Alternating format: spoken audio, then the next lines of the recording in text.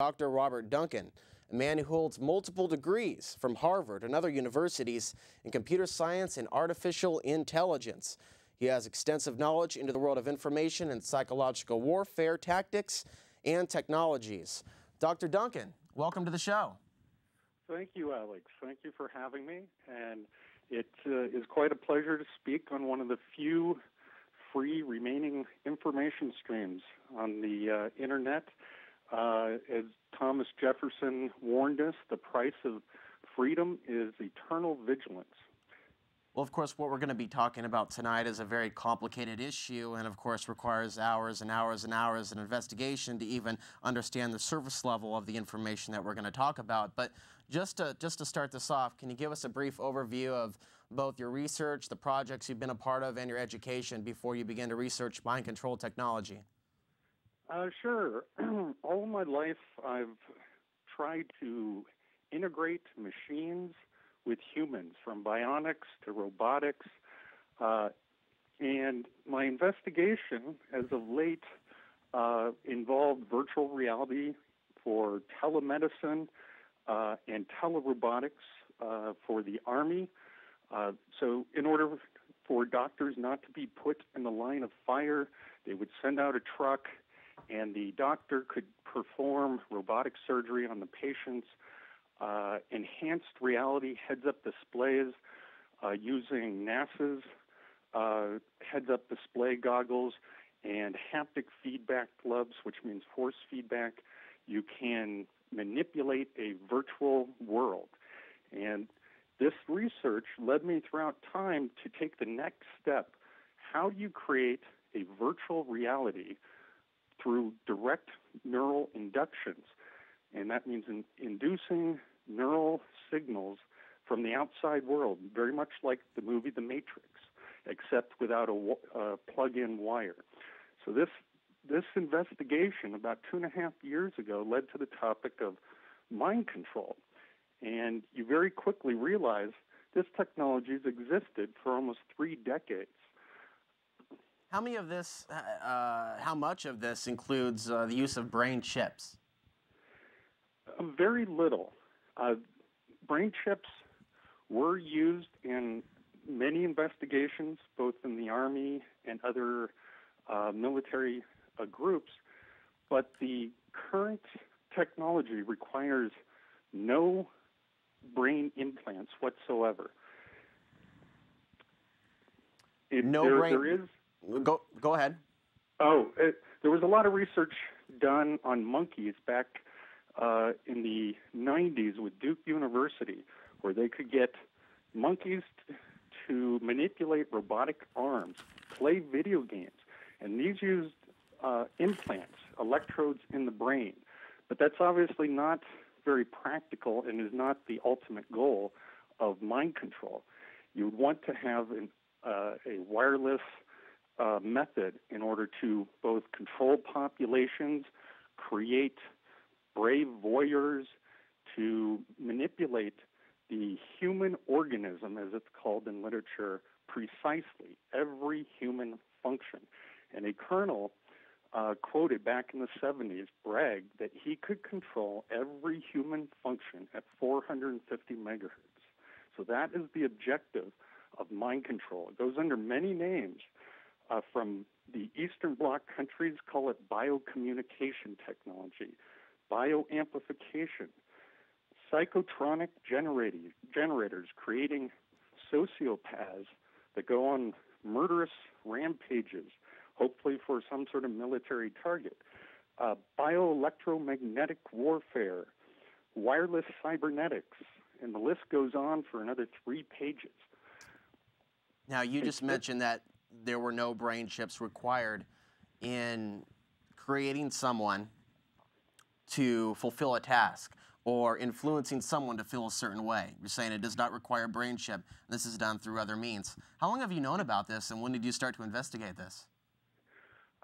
Like I said, about 2.5 years ago, I became aware that there were technologies that are being used on the population that I didn't know about. And I'm a technophile. I love technologies. I love being on the cutting edge. And so, of course, my interest quickly took me to this wireless cybernetics or mind control technology that initially came out of the CIA. In 1943, President Truman signed National Security Act creating the CIA, and one of their main tasks was to create mind control technology, and made popular by movies like The Manchurian Candidate, creating programmed assassins like through Project Monarch, MK, which means Meinung Controller.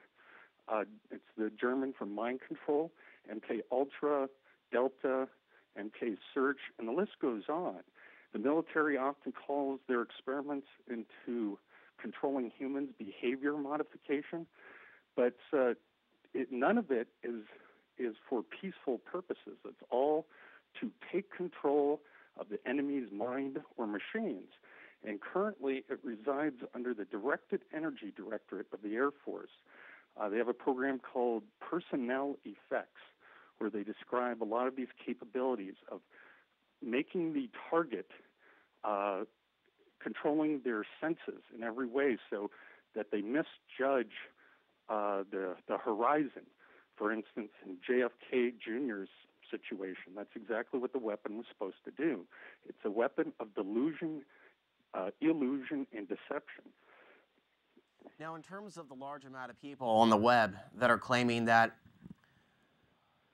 there are thousands and thousands and thousands of cases of what some people call gang stalking. Now, my question to you is, how much of this do you think is paranoia as opposed to something legitimately happening? Or could it be possibly a side effect of some testing that may not be intentionally focused on them particularly? That's a good question, and you're absolutely right. Gang stalking is a phenomena that's really gotten a lot of attention on the internet, and I would say less than 10% of it is real. But if you go back to the documents of MK Ultra, released through the Freedom of Information Act, it is listed right there as a method to gaslight, to make paranoid certain people. And this is used in the CIA bag of tricks to discredit an individual in public. So yes, much of what you read about is side effects from the weapon testing and drug testing, as well as a few real incidences. So probably less than 10% is what I would say. We actually know quite a bit about MK Ultra, thanks to all, as you noted, the Freedom of Information Act, and of course all the stuff that's been declassified since. Naturally, of course, the church hearings of 1977 brought a lot of this to the consciousness at that time of the average American viewer. I remember ABC actually had a special on it in 1978 documenting what happened. I find that quite interesting, how the media forgot about that in light of this new war on terror and this new technology that they are experimenting with as we speak. Absolutely true. And in fact, Frank Church is one of my heroes. I'm calling you from Boise, Idaho. This is where he was from, and it's important that we never forget what he brought to light, that these experiments on the American people and used unfairly against other people of the world is quite real and quite perfected. So absolutely, we should not forget that. There are psychological warfare tactics that help each generation forget about the atrocities of the past. So cultural memory, in effect, is sort of erased after 10 years, and it has to be brought back to light for us to remember what has been done and why we must be vigilant about our government and have the checks and balances in place to do it. Now, you mentioned in your bio that you've done work for the Department of Defense and the CIA developing robotics in medicine, virtual reality in telemedicine, tank recognition and classification from satellites, and artificial intelligence used to track Soviet nuclear submarines. Can you tell us a little bit more about that work? Probably not without being killed, but just what you can. Everything has a signature, and so classification is the very essence of all artificial intelligence. It's even what the human brain does. So the military has a lot of projects that utilize this capability. And examples of projects that I've worked on, you mentioned, tracking the Soviet nuclear submarine fleet. Well, the submarines have particular signatures, but it's using sound. Satellites can give us images in the visual spectrum where we recognize tanks, for example. Well, humans, to bring this back to the topic, have their own unique resonance signatures based on their body mass and composition, as well as brain print signatures, which is a newer technology used today for lie detection. But it goes much more, it gets much more sophisticated as you dive into it, that every human function has been mapped out to some extent, and that we are all just slight variances from some mean. You map out the cognitive model of the average human, you can influence almost everybody on Earth to some degree. I want to ask you about the use of sonar. And does this fall in any way or any category into possible ways that mind control could be tested on the public? Sonar used mostly just underwater. There are acoustic technologies. American Technology Corporation produces a weapon that's classified as non-lethal that can project sound into people at a distance, very focused beam.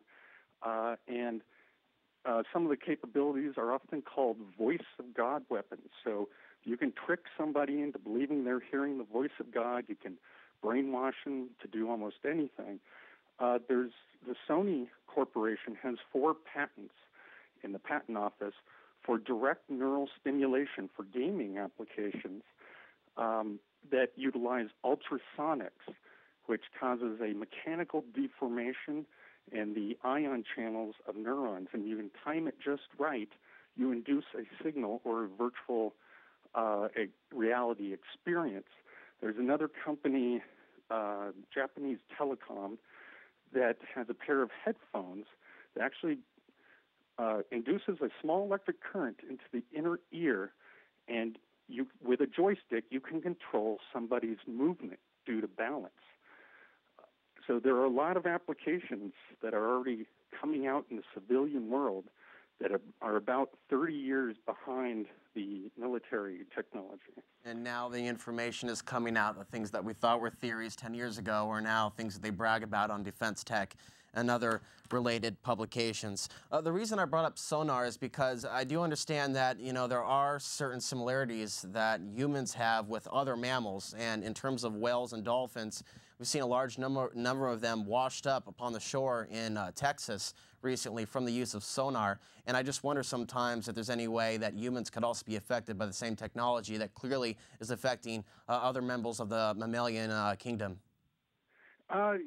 I was asked the same question on Coast to Coast, and I did some humpback whale research in Alaska about 15 years ago, and there's no doubt that sonar can drive whales to beach themselves. Some Navy experiments involve using magnetic fields on sharks and strapping torpedoes on them to steer them to their targets. Similar experiments have been done on dolphins. And absolutely, we're all related to other creatures on this earth through the evolutionary chain, and we can be controlled in similar fashion.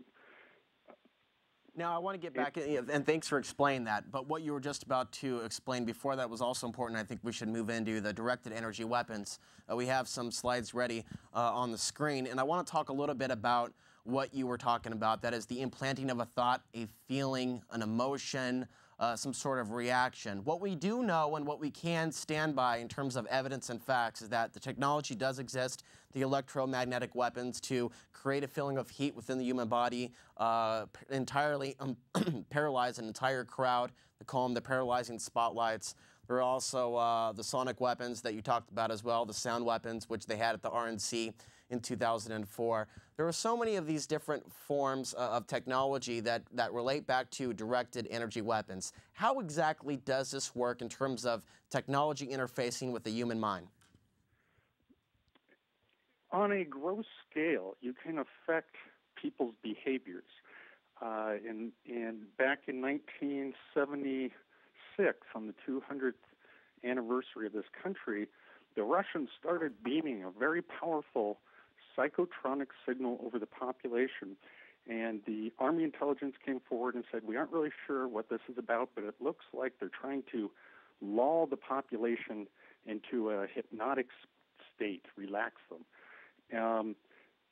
This weapon can be used to affect entire populations. There's a famous town called Taos, New Mexico, that was attacked by this weapon system. People got dizzy, they heard a buzzing in their ears, and some got nosebleeds. So over a population, you can control and try to conform their thought processes. This, of course, could be abused and is abused by manipulating elections or the general sentiment of the crowd. Now, a colonel from the Danish Air Force working with the U.S.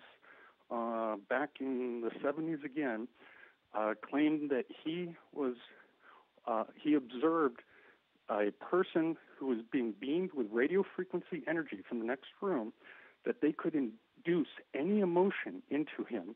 And the most interesting one was white-hot anger. So they can make people violent with just a simple brain entrainment, induction in the human nervous system. Now we do know that technology that you speak of has been used in Iraq. That part is public. Now we find ourselves facing a school shooting, and I'm going to be fairly objective with the story. I'm going to be presenting a lot of facts that are available up to the minute at this point. What is your take on this recent school shooting and other school shootings and other amazing and unthinkable acts of violence that we've seen in just the last year alone? It's truly depressing for me to see these world events, because the very nature of the weapons system involves plausible deniability. People can't understand the sophistication and exactness of this weapon system in inducing aggressive behavior, and you can't see the energy. In what you can't see, people often don't believe. There are many events throughout history that are questionable. This technology is so precise that it could have been used to make JFK Jr. crash his plane and misjudge the horizon. It could have been made, it could have caused the driver of Princess Di to crash into the median. It truly has this power, and there's no way for the public to ever know if these were natural accidents or natural psychotics going crazy. It's just that there have been so many examples that totally fit the profile of school massacres, for example, and that it can be used to induce white-hot anger and assassinations. One of the more famous scripts the CIA uses is the love addiction, the obsessive love addiction. Now, they use that for the the John Lennon assassination. The one, John Hinckley, for example, also had this love-obsessed delusion. And this is, again, scripted, coming directly out of CIA documents, that these are the discrediting tactics for programmed assassins that they've been working on, such as Project Monarch and the newer, still classified project codename Snow White. So absolutely, school massacres can be induced using this weapon. And what would the reason be? Well, it's to take away the weapons that can overthrow a tyrannous government, taking away rights slowly. So the public reacts and the press reacts with, we must take away guns from people. And so it seems to fit this sort of so-called New World Order strategy quite nicely. I remember reading last week when the United Kingdom Ministry of Defense released a 90-page report where they prophesized, I would say, the year 2035 and the kind of weaponry that will be used and for what reasons at that time. One of the things that was mentioned was the use of electromagnetic weapons, not so much for mind control, but for taking out an entire city's electrical grid. That includes satellites, communication devices, cell phones, televisions, telephones, etc., etc. I find that to be quite amazing. Yes, they're often called E-bombs, electronic warfare bombs. And while on a sort of electronic mass destruction weapon, that is interesting, can be done. Because I would think if I was going to invade a country, and if I was one of these sick bastards in control right now of the nuclear warheads, that's what I would drop first, an electromagnetic weapon, and then move in. Absolutely, and disabling communications can cause panic, as well as all the weapon systems are pretty much disabled since everything runs on electricity. So to keep this simple, though, Robert, before we're done, we're talking about a technology that works both ways, scanning minds and, of course, implanting a thought. I guess you would say it's similar to a set of headphones that you can both hear the acoustic sound and, of course, use them as a double application as a microphone. Oh, absolutely. In fact, the only way that the technology really works effectively is the bidirectional communication. So it involves the most invasive form of privacy as well as control. And, every single right that the Constitution affords us and the Bill of Rights is taken away with this technology. This is why it's being kept more secret than the Manhattan Project, is that people would get very scared that their country has been overthrown if they knew this technology existed. That's a good point. A lot of people wonder if there was something alternative to know about 9/11, that more people would have talked about it. Tell me a little bit about the Manhattan Project and how many people were involved in keeping that secret. Oh, Oppenheimer was the most famous scientist that was working on it at the time. A lot of people give credit to Einstein for originally bringing over some of the theories about energy and matter conversion. But they were able to keep the development of this weapon secret for many years. And, of course, as with all technology, the military gets it first for all the bad uses they can use it for, and then eventually it gets transferred to the civilian scientists and population for all the good uses. So you give the militants fire, they will burn down villages. You give it to the civilian population, they will cook food, kill bacteria, and keep warm with it. And that's just the way the technology evolution works in our system.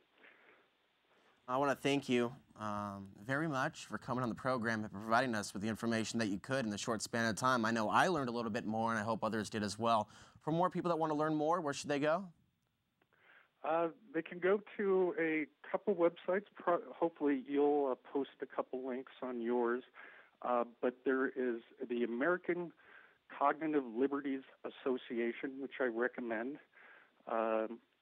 And they can Google that up, and that provides a lot of non-biased articles that's written by current scientists on some of these technologies. Well, thank you. And, of course, they can go to your website, thematrixdeciphered.com. Thank you, Mr. Duncan, for coming on the show. Yes, well, thank you for having me, Alex.